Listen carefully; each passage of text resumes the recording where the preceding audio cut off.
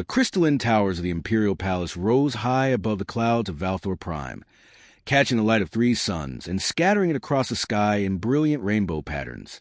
Inside the tallest tower, Empress Cyree sat on her throne, her iridescent scales reflecting waves of purple and gold.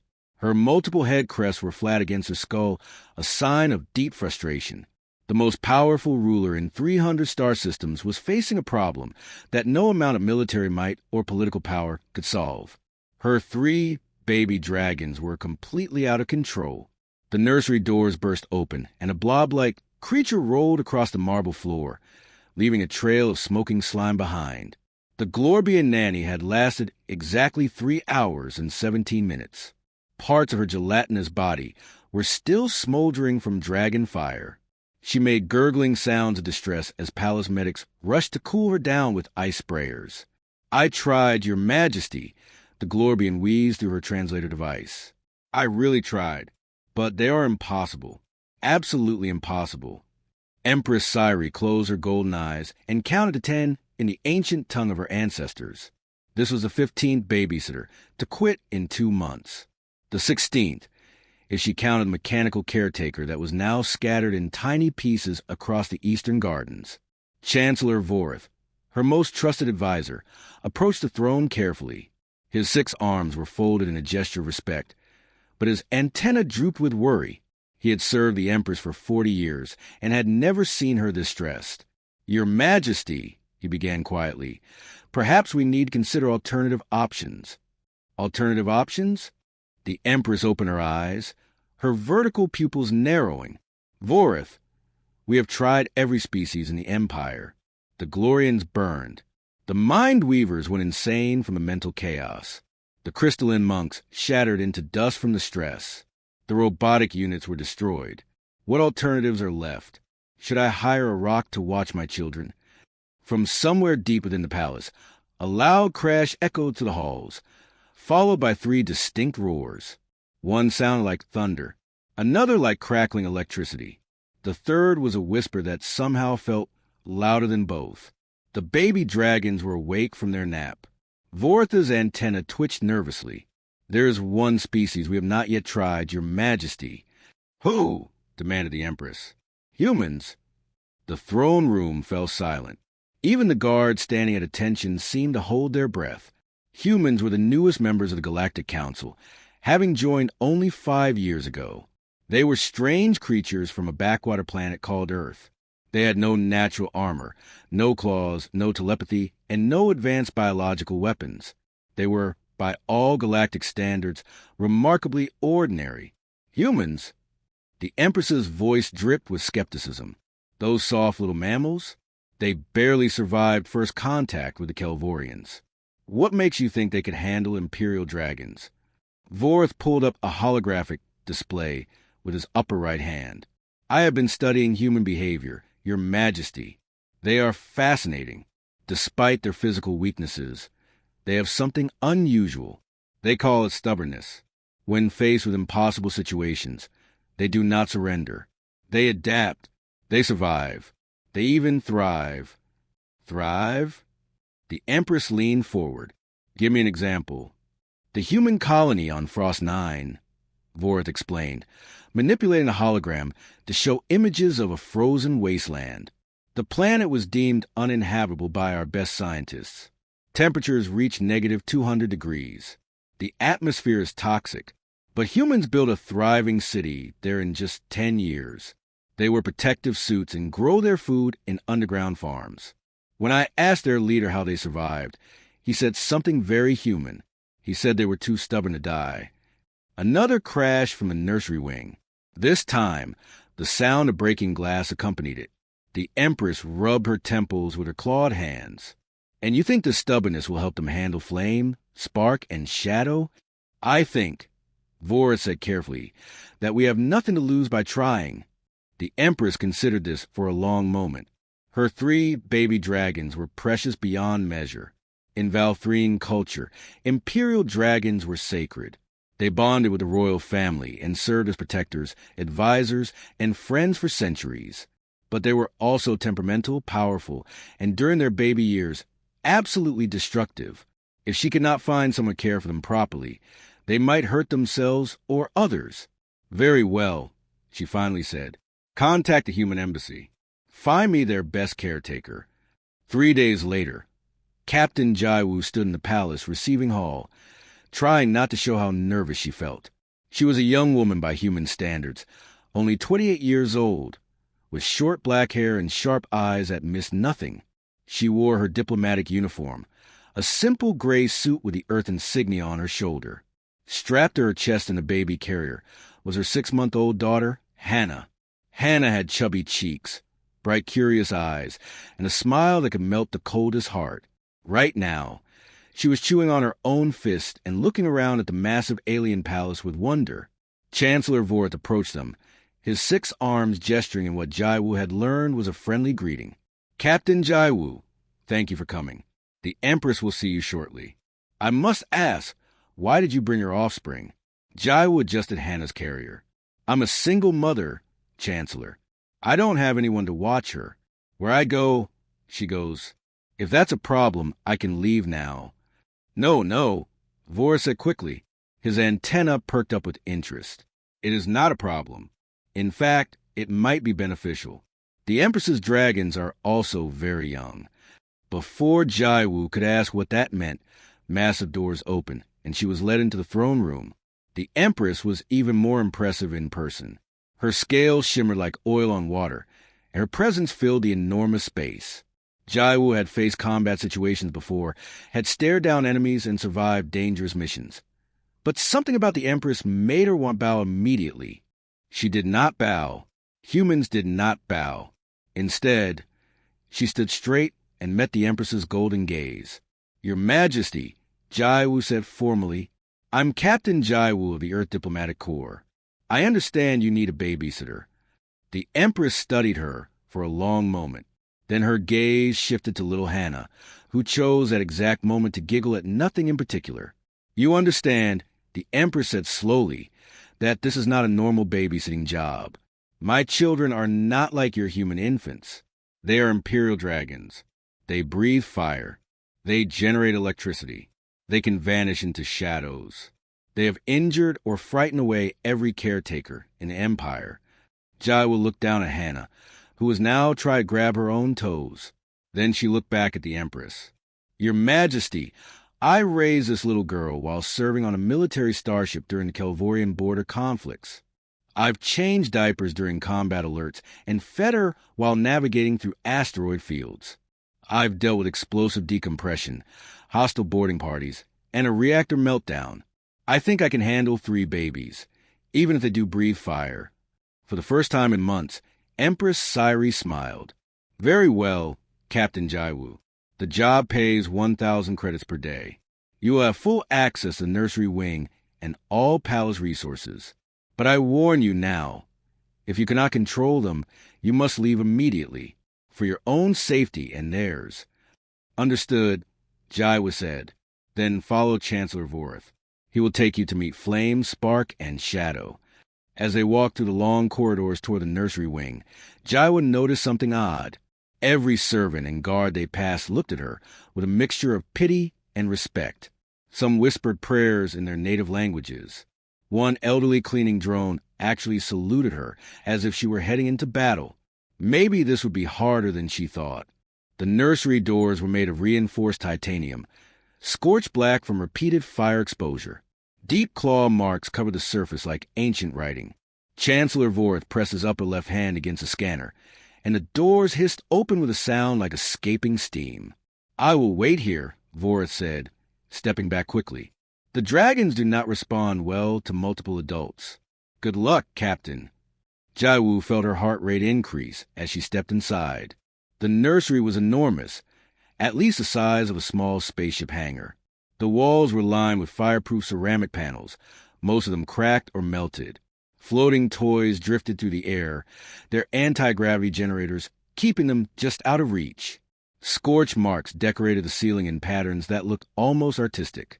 In the center of the room sat 3 large cushioned beds, each one size for a creature much larger than a human baby.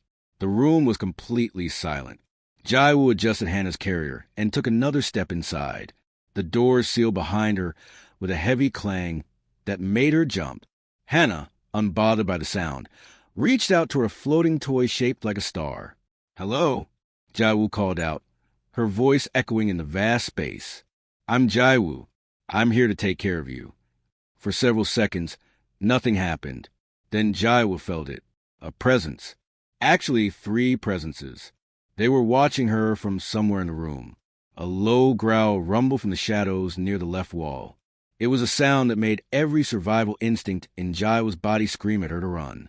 She held her ground, her military training kicking in. Never show fear to a predator. From behind a large toy chest, a dragon emerged. It was the size of a large dog, with scales that gleamed like polished rubies. Its eyes were bright yellow with vertical slits for pupils. Small horns curved back from its head, and wings folded against its sides. Smoke drifted from its nostrils with each breath.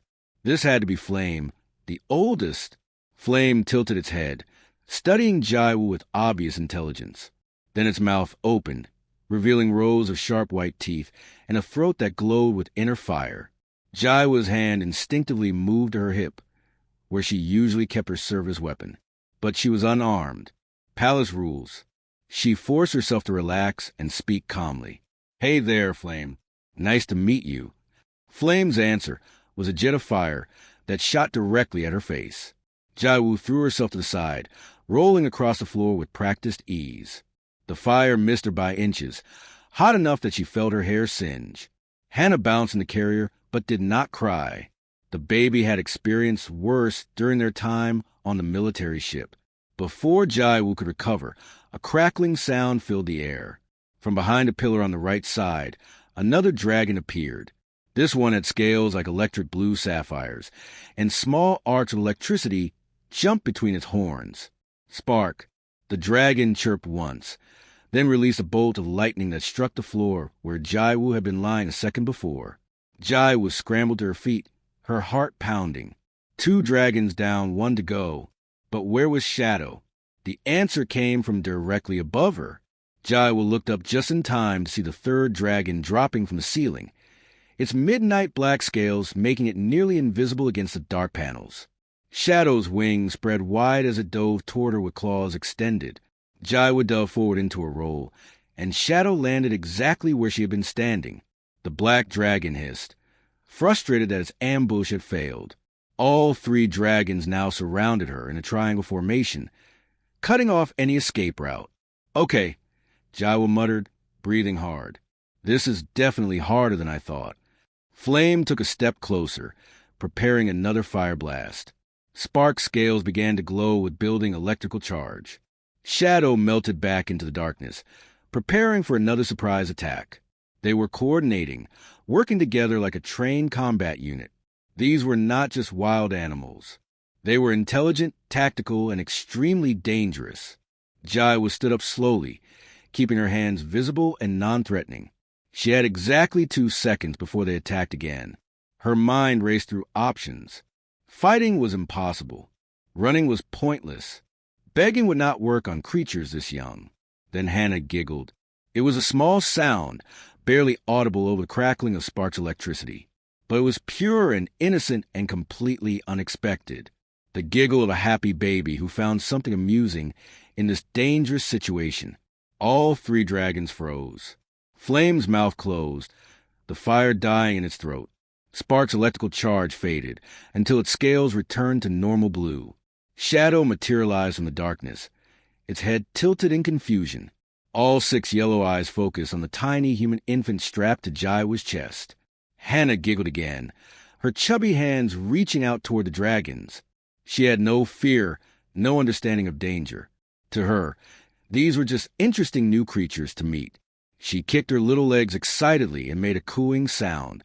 Flame took a cautious step forward, its head lowered. It sniffed the air carefully, trying to understand this strange new being. The dragon's yellow eyes widened with something that looked like surprise. Jaiwu held her breath. This was the moment. Either the dragons would accept them, or things would get much worse. Her hand gently rested on Hannah's back, ready to shield her daughter with her own body, if necessary. Spark approached from the right side, chirping softly. The blue dragon's head swayed back and forth as it studied Hannah from different angles. Its tail swished with curiosity rather than aggression. Shadow was the last approach, moving like liquid darkness across the floor. The black dragon was the most cautious, staying just out of reach, but its eyes never left Hannah. Hannah responded by reaching out and making grabbing motions with her hands. She babbled something in baby language that sounded remarkably like a greeting. Then she did something that changed everything. She grabbed Flame's snout. Jaiwa's heart nearly stopped. Hannah's tiny fingers wrapped around the dragon's nose, squeezing it like she would squeeze her favorite toy. For a terrifying moment, nobody moved. Then Flame's eyes crossed as it tried to look at the hand, holding its nose. The dragon made a confused, snorting sound. Hannah found this hilarious and laughed even louder, her whole face lighting up with joy. Spark moved closer, attracted by the laughter. It pushed its head against Jaiwa's arm, trying to get closer to the source of this fascinating sound. Shadow crept forward until it was right next to them, its tail curling around in a gesture that seemed almost protective. Jaiwa slowly, carefully, reached down and unstrapped the carrier. She knew this was risky, but her instincts told her it was the right move. She lowered herself to the floor, sitting cross-legged, and placed Hannah on a soft cushion in front of her. Hannah immediately reached for Spark, who was closest. Her little fingers tangled in the dragon's scales. Instead of attacking, Spark made a sound that was somewhere between a purr and a chirp. The dragon's tail wagged like an earth puppy. Flame sat down heavily, still looking confused about what had just happened. Shadow circled around behind Hannah, positioning itself like a protective shadow. When Hannah accidentally pulled Spark's tail, the blue dragon made a high-pitched sound that was unmistakably laughter. Jaiwu sat perfectly still, hardly daring to breathe. In her years of military service, she had seen many strange things. She had witnessed alien technology that defied physics, encountered life forms that should not exist, and survived battles that should have been impossible. But she had never seen anything quite like this. 3 of the most dangerous creatures in the galaxy, feared by every babysitter in 300 star systems, were playing gently with her 6-month-old daughter. Hannah clapped her hands together, and all 3 dragons mimicked the sound by snapping their jaws. She laughed. They made their chirping, purring sounds. She reached for them. They pressed closer, competing for her attention. From somewhere in the walls, Jaiwa knew there were cameras. The Empress was probably watching this right now, witnessing the impossible. Part of Jaiwa wanted to feel proud, to celebrate this victory. But mostly, she just felt relief. "Good dragons," she whispered. "Very good dragons." Flame looked up at her, smoke drifting lazily from its nostrils. For the first time, the fire in its eyes seemed warm rather than threatening. Spark nuzzled against Hannah's side, its electrical field harmless and gentle. Shadow's tail wrapped loosely around the baby like a protective barrier. Jaiwa reached out slowly and touched Flame's head. The scales were warm and smooth like polished stone. The dragon did not pull away. Instead, it leaned into her touch, accepting her. Maybe, just maybe, this crazy job would actually work. 5 days had passed since Jaiwa's first encounter with the dragons, and the Imperial Palace was buzzing with gossip. Servants whispered in corridors. Guards exchanged shocked glances. Even the high nobles could not stop talking about the human woman who had achieved the impossible.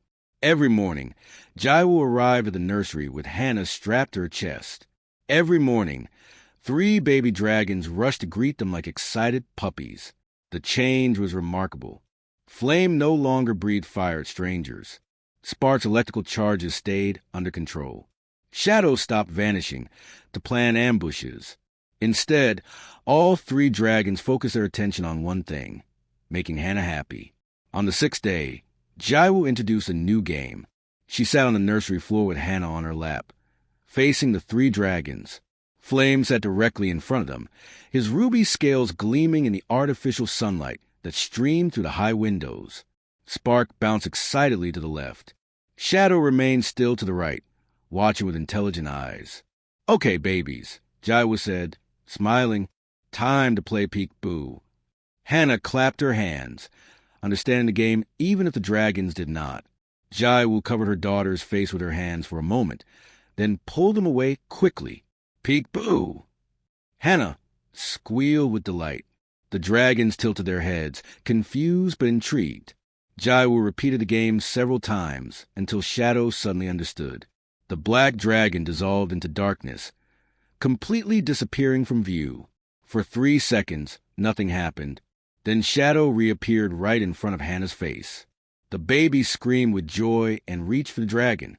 Shadow made a happy chirping sound and vanished again, reappearing on the other side. Hannah twisted in Jaiwa's lap, trying to follow the dragon's movements. Soon they were playing their own version of Peek-boo, with Shadow appearing and disappearing in different spots around the nursery, while Hannah laughed herself silly. Flame and Spark watched their sibling play, then looked at each other as if communicating silently. They wanted to join the fun, too. By the end of the week, Jaiwu had established a routine. Mornings were for playtime. She brought soft toys from the palace stores, and the dragons learned to be gentle with them. Flame's favorite was a large red ball that he could push around with his nose. Spark loved anything that made noise, especially a set of musical chimes that rang when touched. Shadow preferred quiet games, often curling up next to Hannah during story time, while Jaiwu read from human picture books. Afternoons were for feeding time, and this was when Jaiwu discovered something interesting. The dragons had been eating their meals alone, brought by nervous servants who left the food and ran. But when Jaiwu brought Hannah to the nursery during meal times, everything changed. The palace cooks prepared special dragon food, chunks of mineral-rich meat, crushed gemstones for strong scales, and protein paste fortified with vitamins. The dragons had always eaten reluctantly, picking at their food like bored children.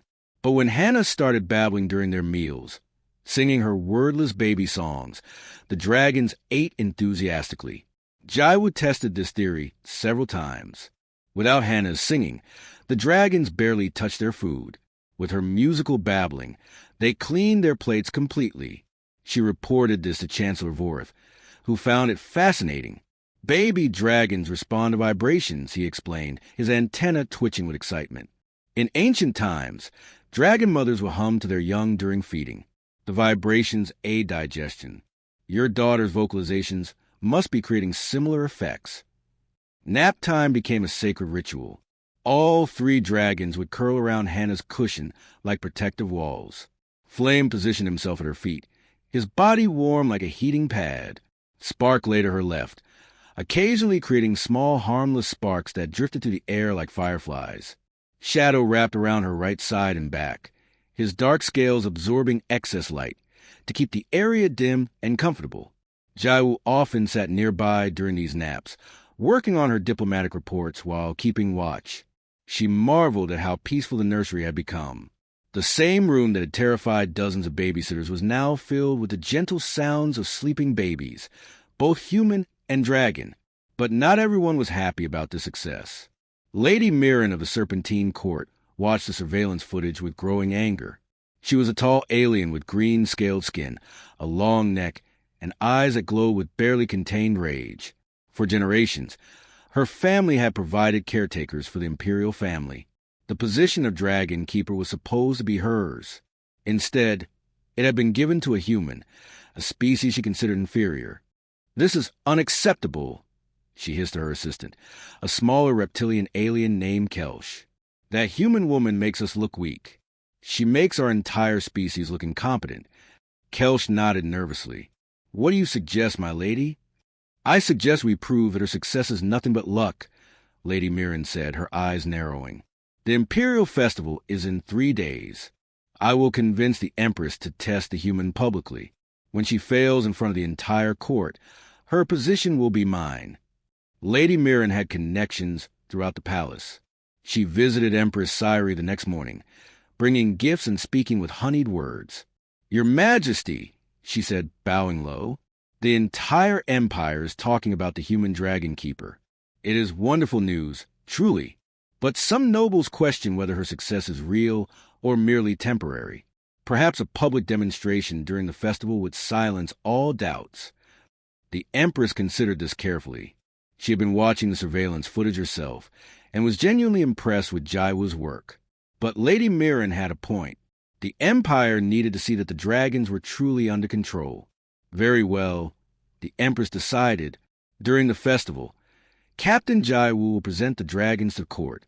If they remain calm and obedient, her position will be made permanent with full honors. Lady Mirren smiled, showing too many teeth. A wise decision, Your Majesty. When Jaiwu received the news from Chancellor Vorth, she felt her stomach drop. A public demonstration meant crowds, noise, and stress. All the things that might agitate young dragons. How many people will be there? She asked. Approximately 5,000 nobles, officials, and guests from across the empire, Vorth replied. The festival is one of our most important ceremonies. Jaiwu looked down at Hannah, who was happily chewing on a teething ring. In the nursery, she could hear the dragons playing, their chirps and growls echoing through the walls. They were comfortable here, in their familiar environment. Taking them into a crowd seemed dangerous, but she had no choice. This was part of the job. For the next 2 days, Jaiwu prepared. She brought small crowds of servants into the nursery, gradually increasing the numbers. The dragons handled it well, staying close to Hannah but not attacking. She played recordings of loud festival music to get them used to noise. She even had the palace tailors create a special festival outfit for Hannah, a tiny dress covered in silver stars that reflected light beautifully. On the morning of the festival, the palace grounds were transformed into a celebration of light and color. Floating lanterns drifted through the air. Musicians played instruments that created sounds no human ear had heard before. Food stalls offered delicacies from 100 different worlds. Thousands of aliens from across the empire gathered in the grand courtyard, their conversations creating a constant background roar. Jaiwu stood in a preparation room near the courtyard, dressed in formal diplomatic robes. Hannah sat in a special hovering carrier that would keep her safe during the demonstration. The baby looked adorable in her star-covered dress, completely unaware of the pressure on her mother's shoulders. The 3 dragons waited nearby, surprisingly calm. They seemed to sense that today was important. Flame scales gleamed like polished rubies. Spark's blue body crackled with barely contained energy, but remained under control. Shadow stayed close to Hannah's carrier, a protective darkness. Chancellor Vorth entered the room, his 6 arms carrying various ceremonial items. It is time, Captain Jaiwu. The Empress awaits in the courtyard. Are you ready? Jaiwu took a deep breath and looked at her daughter, who smiled back at her with pure trust. Then she looked at the 3 dragons, who watched her with intelligent eyes. Ready as I'll ever be, she said. But as they walked toward the courtyard entrance, Jaiwu noticed something odd. Lady Mirren stood near a pillar, partially hidden in shadow. The noble woman was holding a small device in her hand, and she was smiling in a way that made Jaiwu's military instincts scream warnings. Something was wrong. Something was very wrong. But it was too late to turn back. The ceremonial doors opened, and the sound of 5,000 voices washed over them like a wave. The grand courtyard exploded with light and sound as Jaiwu stepped through the ceremonial doors. Thousands of aliens from across the empire filled every available space. Some floated in the air using anti-gravity belts. Others perched on tall columns or hung from decorative arches. The noise was overwhelming, a symphony of different languages, music, and celebration. Flame, Spark, and Shadow stopped at the threshold, their eyes widening at the crowd. Jaiwu felt Flame's body tense beside her. Spark's scales began to glow with building electrical charge. Shadow started to fade, preparing to vanish into darkness. This was exactly what she had feared. But then Hannah giggled from her hovering carrier. The baby was looking up at the floating lanterns, their colors dancing across her face. She reached toward them with her tiny hands, completely delighted by the pretty lights. Her laughter cut through the crowd noise like a clear bell. The 3 dragons immediately looked at Hannah. Flame's tension eased slightly. Spark's glow dimmed back to normal. Shadow solidified, choosing to stay visible near the baby. They moved forward together, following Jaiwu toward a raised platform where Empress Sairi waited on her throne. The crowd parted as they walked. Aliens of every shape and size stared at the baby dragons who had terrorized so many caretakers. Whispers spread like wildfire through the courtyard. Some nobles looked impressed. Others seemed skeptical. Lady Mirren watched from her position near the Empress, her fingers tightening around the small device hidden in her robes. Jaiwu reached the platform and bowed to the Empress. The 3 dragons sat in a row beside her, surprisingly well-behaved. Hannah waved her hand to the Empress, who actually smiled at the gesture. Captain Jiwu, the Empress's voice boomed across the courtyard, amplified by hidden speakers. You have claimed to tame my children, the sacred imperial dragons. Today, before all the assembled nobles of the Empire, you will demonstrate this achievement. If you succeed, you will be granted the title of Imperial Dragon Keeper with all honors and privileges. If you fail, you will be dismissed. I understand, Your Majesty, Jaiwu replied, her voice steady despite her racing heart. The Empress gestured toward an open area in front of the platform. Begin. Jaiwu walked to the center of the demonstration space with Hannah's carrier floating beside her. The 3 dragons followed, their claws clicking on the polished stone floor. 5,000 pairs of eyes watched their every move. Flame, Jaiwu called clearly. The ruby dragon looked up at her. Show them your fire control. She held up a series of floating targets that had been prepared for the demonstration. They hung in the air at different heights. Flame stood, smoke rising from his nostrils. For a moment, nothing happened. Then Hannah clapped her tiny hands together, making her encouraging baby sounds. Flame breathed fire, but instead of the wild, uncontrolled blasts he used to produce, the flames were precise and focused. He hit each target perfectly, one after another, turning them to ash without damaging anything else. The crowd murmured with appreciation. Spark, Jaiwu called next. Lightning display. The blue dragon bounded forward, his scales crackling with electricity. Jaiwu released a dozen metal spheres into the air. Spark jumped, his body spinning gracefully as he released controlled bolts of lightning. Each bolt hit a sphere, lighting it up like a small sun before it gently floated back down. The display looked like fireworks, and Hannah clapped with delight. Shadow, Jaiwu said finally, show them your stealth. The black dragon vanished completely. The crowd gasped. For 10 seconds, Shadow remained invisible. Then the dragon reappeared in different positions around the courtyard, moving so fast it seemed like there were 5 shadows instead of 1. Finally, Shadow materialized directly next to Hannah's carrier, nuzzling against the baby protectively. The crowd erupted in applause. Even skeptical nobles seemed impressed. Jaiwu felt relief wash over her. They had done it. The demonstration was perfect. That was when Lady Mirren activated her device. A high-pitched sonic pulse shot through the courtyard, inaudible to most species but agonizing to dragon hearing. All 3 baby dragons screamed in pain, clutching their heads with their claws. Flame's eyes blazed with panic. Spark's entire body erupted with uncontrolled electricity. Shadow flickered in and out of visibility, unable to maintain any solid form.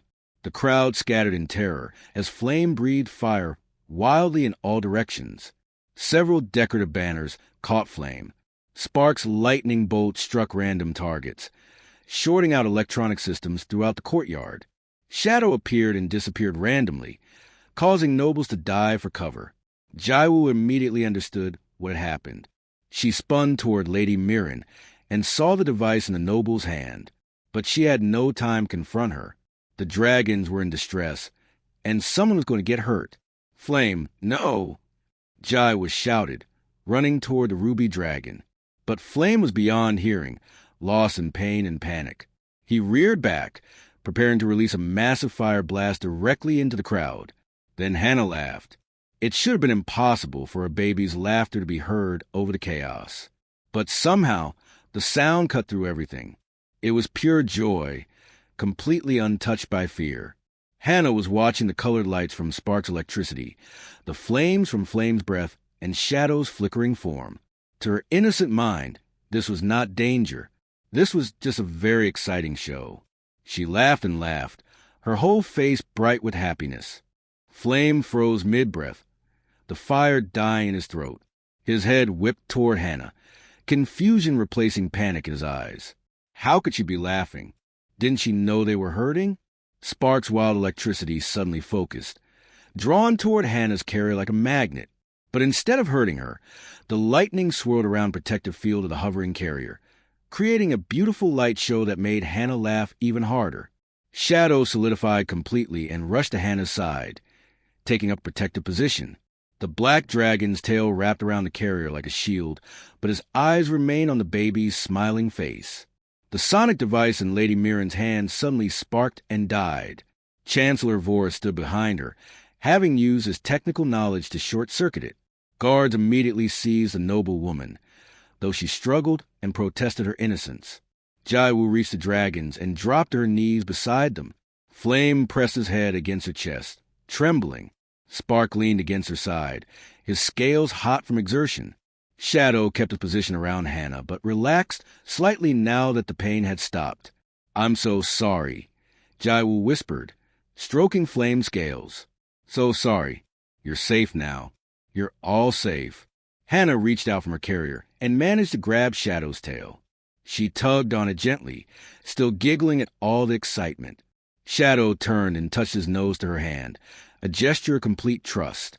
The Empress rose from her throne, her face a mixture of anger and awe.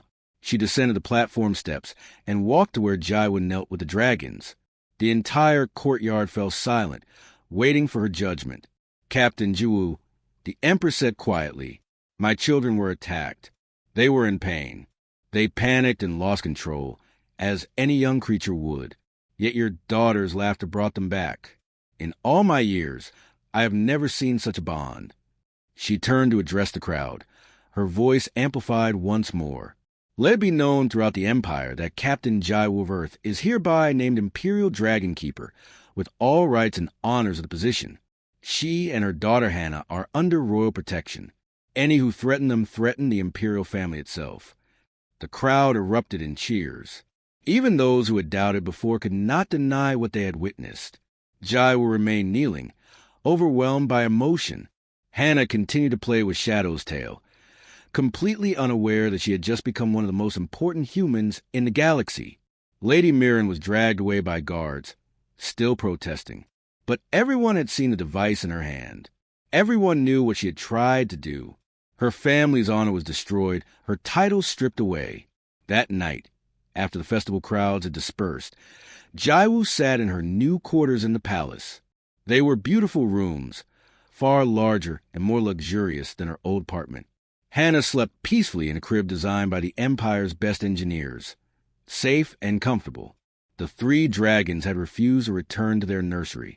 Instead, they lay in a circle around Hannah's crib, their breathing synchronized with hers. Flame's warmth kept the room perfectly heated. Spark's gentle electrical field created a soft protective barrier. Shadow's darkness absorbed any disturbing lights or sounds. Chancellor Vorth visited briefly to bring official documents for Jaiwu to sign. As he was leaving, he paused at the door. "Captain Jaiwu, may I ask you something?" "Of course, Chancellor. How did you know it would work? How did you know your daughter could reach them when they were so lost in pain?" Jaiwu looked at Hannah, then at the three dragons protecting her. She smiled softly. "I didn't know. I just hoped. Sometimes hope is all we have." Vortha's antenna twitched thoughtfully. Perhaps that is the most human thing of all. 3 weeks passed in peaceful routine after the festival incident. Jaiwu settled into her role as Imperial Dragon Keeper with surprising ease. Every morning, she would wake to find the three dragons already awake, watching over Hannah's crib like devoted guardians. Flame had grown noticeably larger, his ruby scales gleaming brighter each day. Spark could now control his electricity well enough to create harmless light shows that made Hannah squeal with joy. Shadow had become so attached to the baby that he followed her everywhere, a constant protective presence. The palace staff had fully accepted them now. Servants who once ran in terror from the dragons now smiled and waved when they passed. Kitchen workers prepared special meals without complaint. Even the stiff royal guards would sometimes pause to watch Hannah play with her unusual friends. But danger still lurked in the shadows. Lady Mirren had been stripped of her titles and banished from court, but she had not accepted her defeat. From her family estate outside the capital city, she plotted revenge. Her pride was wounded beyond repair. The thought of a human succeeding where she had failed consumed her every waking moment. She contacted the Vexian Syndicate through encrypted channels. The Vexians were criminals, smugglers who specialized in stealing rare creatures and selling them to private collectors across the galaxy. Imperial dragons would fetch an enormous price on the black market. "I want those 3 dragons," Lady Mirren told the Vexian captain through a holographic communicator. "And I want the human woman blamed for their disappearance." The Vexian captain, a creature with 4 arms and cybernetic enhancements covering half his face, smiled coldly. "It will be expensive." "I will pay whatever you ask," Lady Mirren hissed. "Just make it happen." On a quiet night 2 weeks after the festival, the Vexian team infiltrated the palace. They were professionals, equipped with the latest stealth technology. Their suits bent light around them, making them nearly invisible. Their boots were silent on marble floors. They carried weapons designed to stun rather than kill, and they brought heavy-duty containment cages built specifically for transporting dangerous animals. The team leader was a thin alien named Rax who had successfully stolen creatures from a dozen different worlds. He studied the palace layout on his wrist computer as they moved through corridors. 6 team members followed him, all armed and ready. They reached the wing where Jaiwa's quarters were located. Palace security had been increased after Lady Mirren's attack, but the Vexians had inside information. They knew exactly when the guards changed shifts, creating a brief window of opportunity. Rax carefully opened the door to Jaiwa's quarters using a stolen security code. The main room was dark and quiet. Hannah's nursery was connected to it through another door. That was where the dragons would be sleeping, according to their intelligence. The Vexians crept inside like shadows. Each one carried a specialized tranquilizer gun loaded with enough sedative to drop a full-grown dragon. They had been assured these weapons would work on the babies. In the nursery, Flame lay curled at the foot of Hannah's crib, his breathing slow and steady. Spark dozed beside the door, his scales giving off a faint blue glow. Shadow was invisible in the darkness near the window, completely still. Rax signaled his team. 3 guns rose simultaneously, taking aim at the sleeping dragons. The tranquilizer darts were silent, designed to inject their payload on contact. Rax counted down with his fingers. 3, 2, 1. 6 darts flew through the air. All 6 hit their targets. Flame jerked as 2 darts struck his side. Spark's eyes snapped open as another dart hit his neck. Shadow materialized suddenly as the final darts found him. The sedative worked fast. Flame's eyes began to close. Spark stumbled, his legs giving out. Shadow swayed, fighting to stay conscious. Within seconds, all 3 dragons collapsed to the floor, their bodies going limp. The Vexians moved quickly. They opened the containment cages and began loading the unconscious dragons inside. Flame went first, his heavy body requiring 3 of them to lift. Spark was next, his scales still crackling weakly with fading electricity. Shadow was last, his dark form barely visible even up close. They were so focused on their task that they did not notice the baby waking up. Hannah stirred in her crib, disturbed by the unusual sounds and movements in her room. Her eyes opened, adjusting to the darkness. She saw a strange figure surrounding her dragon friends. She saw Flame, Spark, and Shadow lying motionless in strange boxes. Something was wrong. Even at 6 months old, Hannah understood that her friends were in trouble. She cried out. It was not an ordinary baby cry. It was a scream of distress, pure and piercing. The sound cut through the night like a blade. In the next room, Jaiwa jolted awake instantly, her military instinct screaming danger. But Hannah's cry did something else too. It reached the dragons through their drug sleep, hitting some primal instinct that no sedative could fully suppress. These were not just dragons. They were guardians. And their charge was calling for help. Flame's eyes snapped open. They burned with inner fire, bright and furious. The sedative should have kept him unconscious for hours, but the sound of Hannah's cry pushed through it. With a roar that shook the windows, Flame exploded out of the containment cage, ripping the reinforced bars apart like paper. Spark woke next, electricity surging through his body so powerfully that it overloaded the cage's electronic locks. The door burst open, and the blue dragon launched himself at the nearest Vexian, his entire body crackling with protective rage. Shadow woke last but moved fastest. The black dragon flowed out his cage like liquid darkness, appearing and disappearing around the room so quickly that the Vexians could not track him. Claws flashed in the darkness. Aliens screamed in pain and confusion. Jaiwu burst through the nursery door, having grabbed an energy staff from the wall display in her main room. She took in the scene instantly. Vexian infiltrators, broken cages, and 3 baby dragons defending Hannah with everything they had. Flame had cornered 2 Vexians against the wall, flames roaring from his mouth. He did not burn them, not quite, but the heat was enough to make them drop their weapons and beg for mercy. Spark had wrapped his tail around another Vexian's legs, electricity holding the criminal paralyzed but not dead. Shadow had simply scared the remaining team members so badly that they were crying and trying to hide behind furniture. Rax, the team leader, tried to reach his emergency teleporter. Jaiwu hit him with the energy staff, a precise strike to his wrist that made him drop the device. She followed with a combat move she had learned in military training, flipping him onto his back and pressing the staff against his throat. "Palace guards," she shouted. "Intruders in the Imperial Dragon quarters." Alarms blared throughout the wing. Within minutes, guards flooded the room, securing all 7 Vexian operatives. Empress Sairi herself arrived shortly after, having been awakened by the emergency alerts. The 3 baby dragons were still in protective positions around Hannah's crib, their eyes wild but their targets neutralized. Hannah had stopped crying and was now reaching toward her dragon friends, making worried sounds. Something did wake them, Jaiwu said quietly. Someone. Hannah called for help, and they answered, even through drugs, even through unconsciousness. They answered her. The Empress watched this interaction with something that looked like wonder on her reptilian face. In all the thousands of years of Imperial Dragon history, I have never heard of such a thing. Dragons bonding with their charges, yes. Dragons protecting their chosen companions, certainly. But breaking through powerful sedatives because a baby cried? This is unprecedented. Chancellor Vord arrived, out of breath from running. "Your Majesty, we have traced the attack back to Lady Mirren. She hired the Vexians. Her communication logs prove it. Arrest her," the Empress commanded coldly. "This time, banishment is not enough. She will face full criminal prosecution."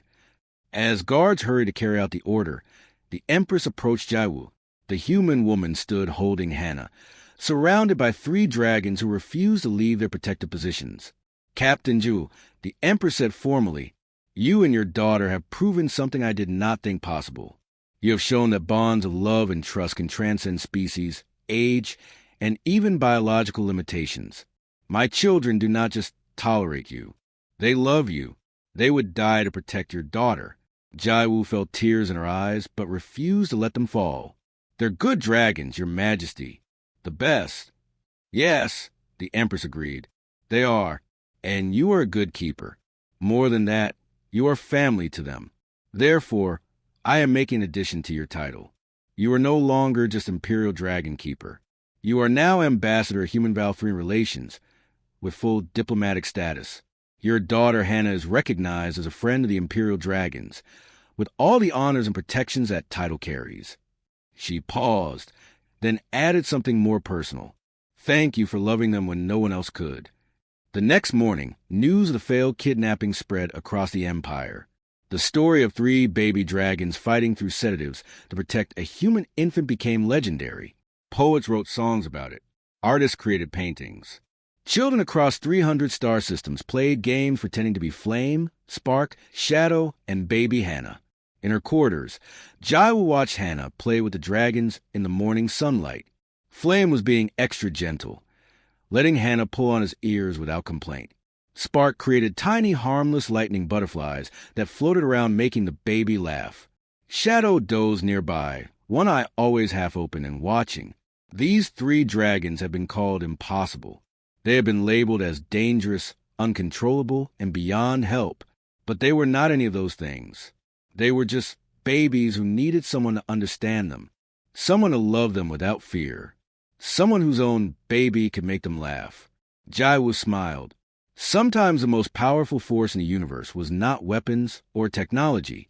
Sometimes it was just a giggle of a child and the love it inspired in the most unlikely hearts.